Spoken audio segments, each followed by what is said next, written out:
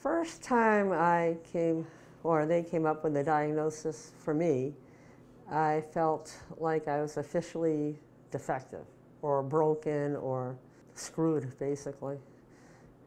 And it put all my experiences became my fault. So I spent years and years and years going in and out of hospitals, trying different medications, and feeling like I would lose my soul on a lot of these medications. You know, I'd be sitting on the sofa watching TV for hours on end, and I came to a point where I said, if this is my life, I don't really want it.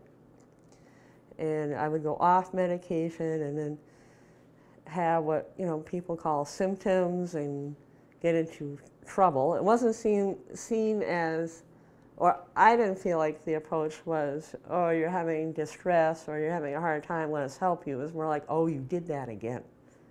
You know, and that means we have to intervene and take control of your life again. And I kept being told, you need to stay on these meds, you have a lifelong illness, the best you can hope for are some good periods, and you know, you will be in the hospital now and then ongoing.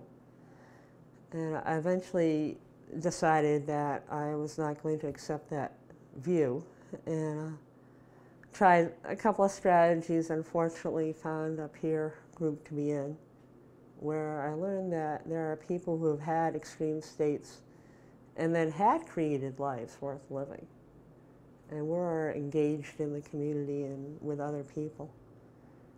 So that was a life changer for me.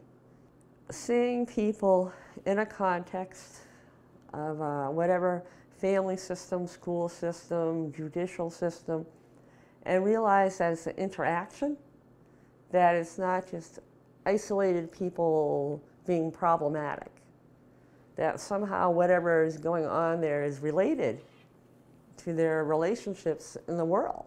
I adapted to a very dysfunctional situation as a child, and those adaptations weren't serving me well as an adult.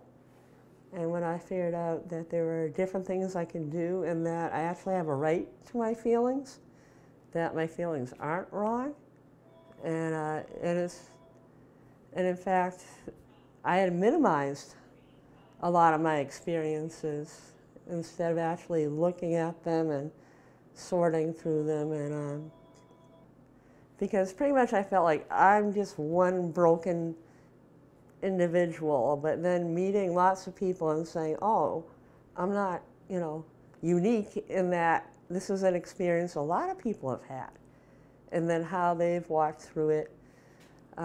So a huge help for me was the Hearing Voices Network, and it was a place they could actually go and talk about that experience without a fear-based response, and being able to talk about those experiences and finding meaning in them instead of just saying they're not real, or it's bad if you entertain them or listen to them, you know, you need to take the medication and make it stop.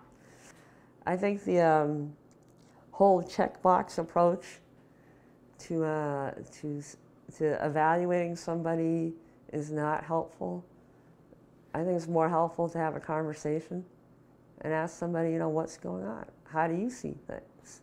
And then relating to that person from that perspective versus, you know, do you have a plan? You know, what are your, you know, are they command voices, blah, blah, blah, blah. All of which result, you know, depending on how you answer those questions, into forced imprisonment, you know. There are safe places to talk about deep emotional altered states where it's not seen as a bad thing or an illness, but seen as a human experience to grow from.